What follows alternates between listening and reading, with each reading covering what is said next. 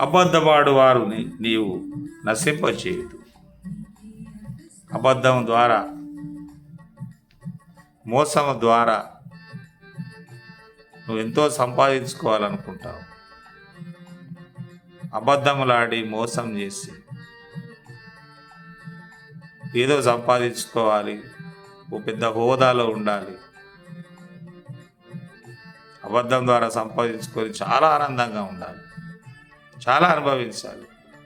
అబద్ధం మోసం ద్వారా సంపాదించుకోవాలి, ఎదుటివారిని నష్టపరచాలి, ఎదుటివారిని బలవంతంగా లాక్కోవాలి.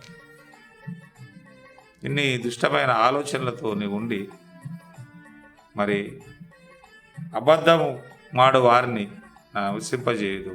ఇలాంటి వారిని నీవు నశింపజేసే దేవుడు ప్రభువా. కపటము చూపి నరహత్య జరిగించు వారు యెహోవాకు అసహ్యులు. కపటమైన బుద్ధి, కపటమైన ఆలోచనలు చూపి నరహత్య జరిగించు వారు యెహోవాకు అసహ్యులు. వారికి ఇష్టం లేదు, దేవునికి వారంటే ఇష్టం లేదు. వారిని దేవుడు అసహించుకుంటాడు. కపటము చూపి,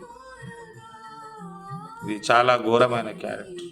కపటం అది హృదయంలో ఉంటుంది, హృదయంలో దాగి ఉంటుంది. కపటము బయటకు కనిపించదు. వారు ఎప్పుడు నరహత్య చేస్తారో తెలియదు.